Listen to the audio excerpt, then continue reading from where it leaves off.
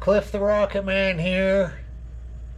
Anyway, how about a lawnmower video today? We've been doing lanterns for a while, and I've been out in the garage fixing some lawnmowers, swapping some engines around, and it was really difficult to figure out how to do a video when you're trying to when you're swapping engine rounds or diagnosing and stuff like that. But so I thought of this one here.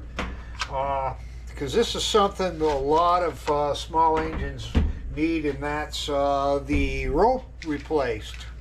So I gathered up some engine and a few parts here, and I'm going to show you how to do that. Now, first off, one of the things you have to do is pull the cover off, just like this one right here. This is a Briggs & Stratton, a Quantum engine, very popular. I threw a rope on one of these this morning, and that's what gave me the idea to do a video on it. So the first thing you need to do is figure out how to get the cover off. Now, these are probably the hardest ones to do because you have to pull the gas tank off. There's 3 5/16 holes here, or bolts here, a 3/8 down on the side here. That takes the gas tank off. You just set it aside, and then you have to pull a little 5/16 bolt out of you'll see it right down here. Once you get the gas tank off, you pull the dipstick tube out, pull it up just a little bit, turn it sideways, and then you just have your 4 bolts here, down here, there. This cover comes off. Now, this is a Quantum cover, kind of the same thing, except it only uses 1 bolt on the top and the bolts from the side. But that's what you'll end up with there on that. And then, but first you may have to pull a cover. This cover would have been here, and on this engine, this cover would have been on top of it. But that's the easy part, just 2 screws. This particular model just has 2/4 inch bolts in it. Now, Hondas, Kohlers, I'm going to be very general on how you get your cover off because they're all different depending on what motors. Here's an example. Now, see, Tecumseh, you take 2 screws out and the cover comes off. So this is a Tecumseh recoil housing. So they're very easy. You don't have to take your flywheel cover off at all on that. Briggs & Stratton you generally do, except for the new ones, and this is the one I'm going to use for my example. First off, before I forget, you must use the correct size of rope. Oh, sorry about that, hit the wrong button there. You've got to use the correct size of rope. Most of the time you can go to your hardware store and get the correct rope, especially for Tecumseh and Briggs & Stratton. Now, some of the Hondas, and then your smaller engines like your a string trimmer, small trimmers like that, maybe a let's see, a chainsaw, they might use a smaller rope. You got to use the correct size of rope for 2 reasons. It's because the diameter of the pulley. Now, here's a pulley on this particular model. There's the pulley, you can see it.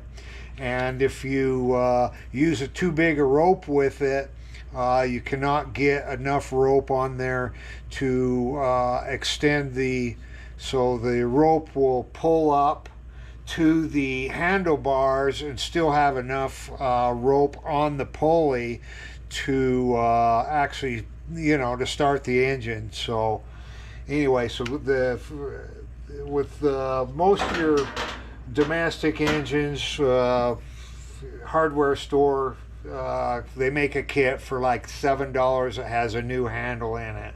But like I say, if you get a smaller one like these specialty engines like some of the Hondas, you may have to go take a little hunk of rope with you to a lawnmower shop and get the correct size. Okay, so that kind of handles that. Sorry about the generalization about the covers, But like I say, Hondas, they do theirs entirely different. This is a newer Briggs & Stratton. What I had to do with it is pull the 3 bolts, a cover kind of like this. The recoil actually snapped into the cover, so I actually had to unsnap this cover from it. Now I replaced this cover because this piece was broke on it, and it allowed the clutch fingers just to flop around in there, and it made a noise. I don't like to sell them like that. Here's an example. This morning I've got a little motor I want to sell, but the rope up in here is frayed. Well, it's easier. That's the first thing that's going to break if I sell a mower to somebody. And they're much easier to fix when they're in one-piece condition, and I'll tell you why. If the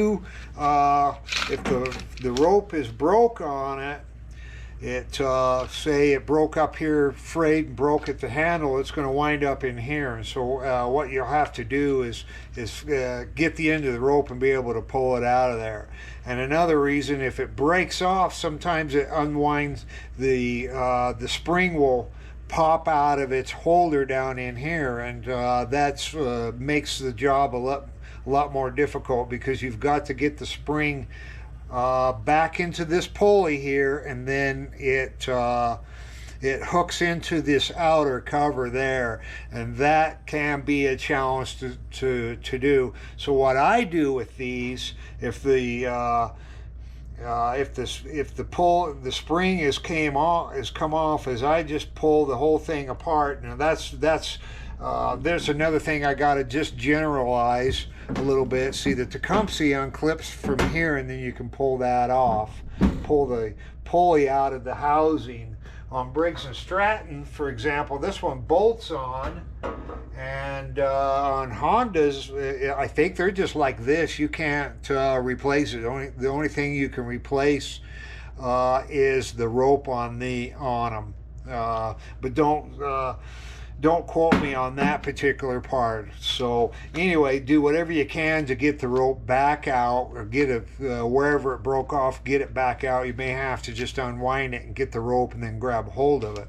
But I'm going to use this for an example because it's still there, and this is the easiest way to fix them. So anyway, what I do is pull it all the way out until it lines up. And if you notice, that took 5 or 6 turns. So if the rope is off of it, first you got to wind your spring up, get it reattached, get it back in the housing, get it bolted back together. Yes, you can lubricate it. I do, because I don't want to take them back apart. And then what I do is, once, regardless whether it has a rope or not, get it winded up 5 to 6 times, usually 6. I don't know how many times this one. Let's just count it real quick. Though this is going to be different because remember, this sticks up on the handlebar up here like this, so it's good and tight. So it's up in here. But anyway, so for demonstration service purposes, I'm just going to count. Let's see, we'll count the rope. There's 1, 2, 3, 4, 5, 6. That was exactly 6, almost 6 turns. So if I've got one where the rope's off, I got to wind my spring up, and then I got to hold it. Now you can stick a screwdriver, you can use vice grips to kind of hold it in there like that. Now I'm just going to do it one-handed because I've done enough of these, and I'm using a pretty good stiff piece of rope. So all I do is cut it. I hope you can see this. I'm just going to cut it off. Now I may have to stop and take a lighter and melt the end of that. So otherwise it's just going to fray, and I'm not going to be able to stick it back in there. So I line that up. Now here's my exit point, which is right here, and there's my hole where the rope comes back through. So I just hold it. I get my new piece of rope. I'm using an old one. Hold it, stick it back through the hole like that. And this is where you got to do it one-handed.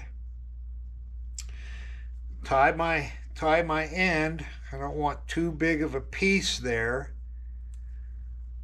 Now my thumb is getting tired, so I could actually, once I tie my knot there, there's no way it's going to come apart.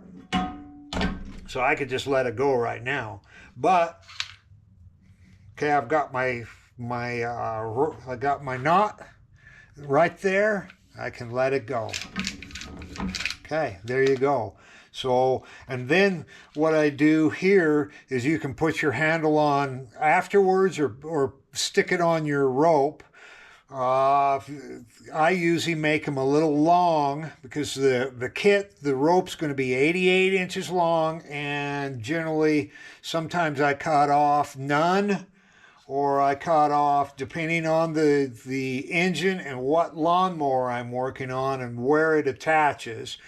Fair warning that if you're doing a snow blower, the rope will probably be shorter, so cut it too long, because you can always cut it off and then put your knob back on later. Same with let's see, a string trimmer. They're going to be usually a smaller diameter rope and going to be shorter, because they go right to the recoil housing there. Say if this was a snow blower, which this is what this is off of. So, but anyway, okay. Now, no, I was wrong. This is not a snow blower. This is a vertical. This is a Tecumseh lawnmower engine. Now you notice there's one more piece here. Has a piece of lead.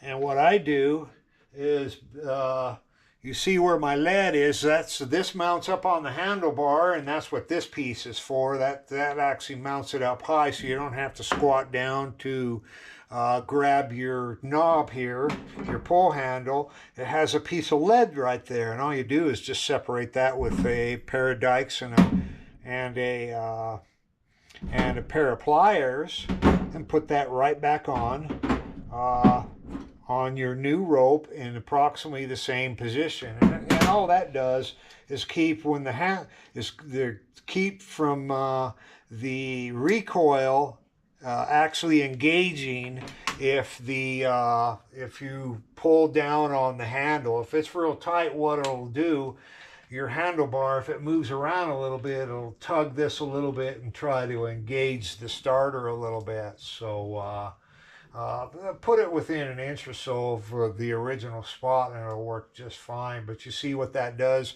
If your handlebar is moving, just here, let me get it down here where you can see it. It'll actually engage the starter and you'll hear a little bit of a noise. That's what that's doing right there. So hopefully you could see a lot of that. There's a ton of information I'm throwing at you. Try to keep the videos really short. I like short videos with lots of information in them. But don't hesitate to try it. If not, worst case scenario, you just got to take it to your neighbor and let him mess with it too. You'll both learn how to do it. Anyway, so that's how to put a rope on a small engine. Thanks for watching. Cliff out.